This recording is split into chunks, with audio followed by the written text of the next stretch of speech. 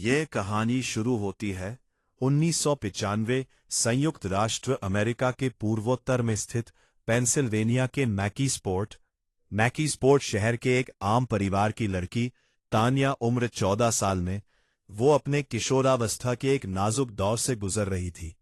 वो 8वीं कक्षा में थी। माता पिता के तलाक के बाद पारिवारिक क्लेश से भावनात्मक उथल पुथल से भर दिया। उसे गहरा अकेलापन, असुरक्षा, आत्मदोष, आत्मसम्मान की कमी जैसे कई भावनात्मक और मानसिक आघात पहुंचे। वो अपने आप को अकेला महसूस करने लगी।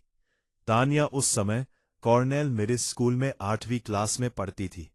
इन्हीं सभी पारिवारिक परेशानियों की वजह से उसका मन पढ़ाई में नहीं लगता था। वो इन सब चीजों का दोष स्वयं को देती थी और उसे अकेलापन महसूस होता था।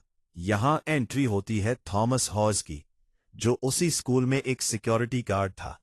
हॉज ने देखा कि तान्या भावुक तौर पर कमजोर है। उसने धीरे धीरे उसे अप्रोच करना शुरू किया। वो उसे क्लास से बाहर बुलाकर बातें करता, उसे तोहफे देता। शुरुआत में जब हॉज ने तान्या के करीब आने की कोशिश की तो तान्या ने उसे साफ मना कर दिया था। वो डर गई थी, लेकिन हॉज एक शातिर शिकारी था। उसे पता था कि उसे किस तरीके से तान्या को अपने करीब लाना है। उसने हार नहीं मानी। उसने तान्या के पारिवारिक झगड़ों का फायदा उठाया।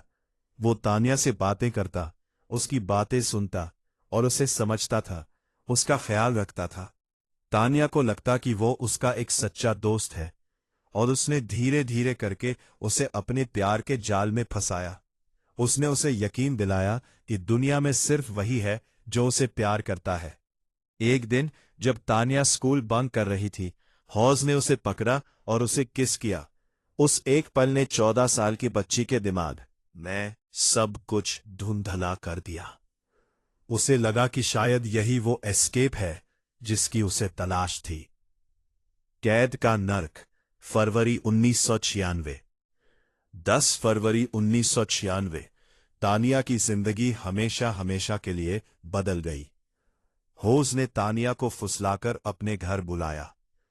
तानिया को लगा था कि वो कुछ दिन वहां रहकर कहीं दूर भाग जाएंगे, लेकिन जैसे ही वो होज के घर की दूसरी मंजिल पर पहुंची, पिंजरा बंद हो गया। पहले 4 साल तानिया को एक छोटे कमरे में बंद कर रखा गया। ना बाहर जाने की इजाजत थी, ना किसी से बात करने की इजाजत थी। वो पूरी तरह दुनिया से अलग हो चुकी थी। इस दौरान उसका बार बार शारीरिक शोषण किया गया और उसे मजबूर किया गया कि वो उन सब बातों को एक नोटबुक में नोट करे। तानिया के लिए यह किसी खौफनाक फिल्म जैसे थे। होज के माता पिता और उसका बेटा उसी घर के नीचे रहते थे, लेकिन उन्हें पता तक नहीं था कि ऊपर के कमरे में तानिया कैद है। उसे हिलने डुलने तक की मनाही थी ताकि नीचे आवाज ना जाए। उसे टॉयलेट के लिए एक लाल रंग की बाल्टी दी गई थी। समय बीत गया, लेकिन तानिया की दुनिया 4 दीवारों तक ही रह गई। सन 2000 में जब तानिया 18 साल की हुई तो होज ने एक मास्टर प्लान बनाया। उसने तानिया का नाम बदलकर निक्की एलन रख दिया। उसने उसके बालों को कट कर दिया और उसने अपने घर वालों से उसे अपनी नई गर्लफ्रेंड बताकर मिलवाया। सोचिए, जिस लड़की को उन्होंने 4 साल तक देखा नहीं था, अब वो उनके साथ बैठकर खाना खा रही थी, लेकिन किसी ने उसे पहचाना नहीं। उसे बाहर जाने की थोड़ी छूट मिली, लेकिन होज की डरावनी नजरें हमेशा उस पर रहती थी। 10 साल बाद 21 मार्च 2006 को तानिया ने अपनी सारी हिम्मत जुटाई। उसने एक लोकल दुकानदार को बताया कि स्प्रिको उसका असली नाम है और पुलिस को बुलाने की गुजारिश की। जब पुलिस आई तो पूरी दुनिया सन्न रह गई। अब बात करते हैं इंसाफ की। थॉमस होज को गिरफ्तार किया गया। उसने इनवॉलंटरी डिविएंट सेक्सुअल इंटरकोर्स और अपहरण जैसे कई संगीन जुर्म कबूल किए। उसे 15 साल की अधिकतम जेल की सजा सुनाई गई। लेकिन तानिया के लिए असली लड़ाई यही खत्म नहीं हुई। उसने धीरे धीरे अपनी जिंदगी को फिर से संभाला और आज वह अपनी कहानी के जरिए लोगों को जागरूक करती है।